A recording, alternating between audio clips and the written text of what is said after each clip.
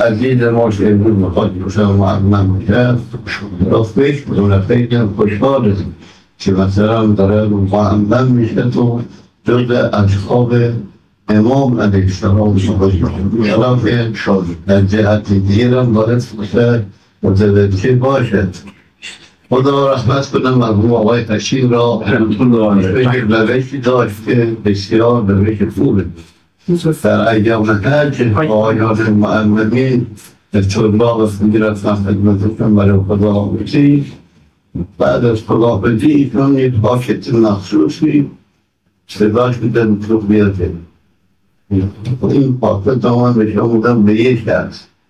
اون شخصی است که وقتی رفتید اینجا بود محرم شدید و اعمالتون را به جا آوردید بورید برسید شیرن بلند به قول خود ما ایرانی ها اون گفت بیشتر دیشتر نکشید تو بید تو مردم. چرا؟ چون مردم شما را به لباس میشناسند، به لباس میشناسند، به خود معلوماتتون و به علمتون اطمینان ندارم، بلد نیستن مطمئن به این نوبت به این شکل بشنوید.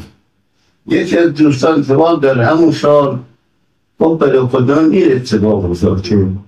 رفت پروسه اعمال را جا ارده بودن بشن برمیگشتن این رفت اومد چیز اتفاق چند مقدار هم جمع شدن بسیار ایرانی خودمون و بین دو نوشون نزاع هست رفتن بانوانی که بکنن برسن وقتی رفتن وجود کردن ها اجازه خواستم مثلا از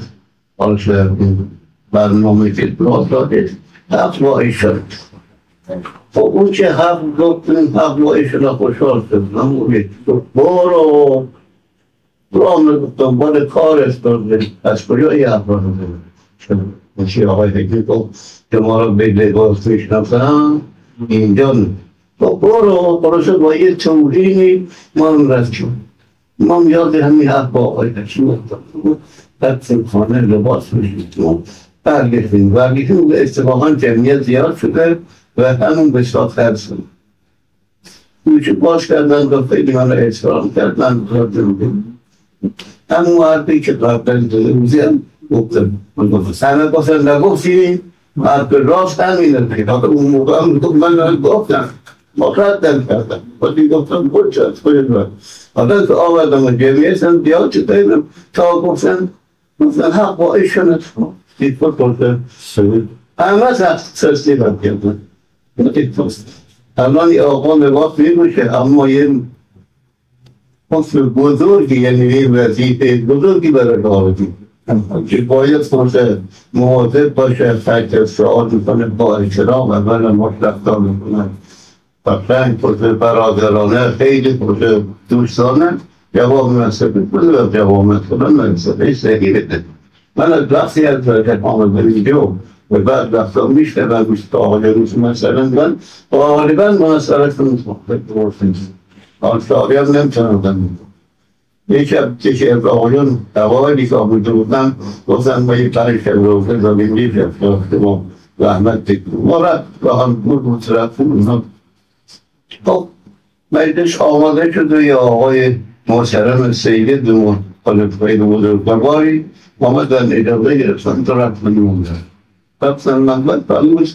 من به این است که در منبر از بدبقی هر منبرم یه چند تا مسئله میکنم با اجازه شما مسئله شما میکنیم 4-5 تا مسئله گفت 5 تا مسئلهش همش بدبقی یعنی اصلا حسن نداره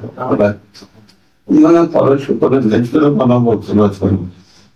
به من این نیست گذاشته وقتی آمد پایین تکبر به احترامش کردم گفتم شما با یه وقت کردید فردا مسجد مردین شما را ببینم خب باش بعضا اتفاقا ایشان آمد تو گفتم این مسئله شما بایشتاش قدر سرزدیش کردم تو بیست کنی چاست با بارات گفتم چرا مصارنه نمیدونی چرا قبل از اسم محله نمیدونی آقایی چی پرشه الان لباس بشه تو خوشحاله که من دو در اصاوین دیدم باید بده مجلس اولا حسین مسائلی مقاومت باید قبلا مطالعه بکنن، اگرم یاد ندارم و یاد ندارم بهترین. یا برای شما مثلا میبینم مثلا میگه خود منم همینطور میگم مثلا بعد بسا فقط یه شبم هم مثلا میبینم به شما میگم بهتر است که مسئله حالا کل حالیشون تشکری مسئله آغاز بکنی آقایشون در پیش انام بدید این گفته به طالب نصیحت کرده به ما مورد قبول بکنید. حالا اگه فشل بیا من سید بابا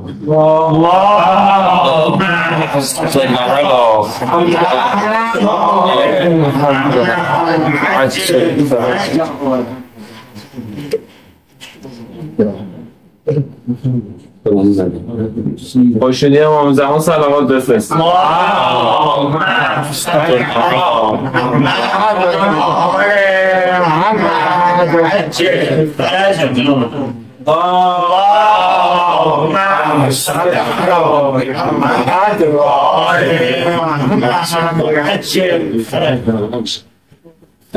زنانه به خوش میکن صلوات بفرست.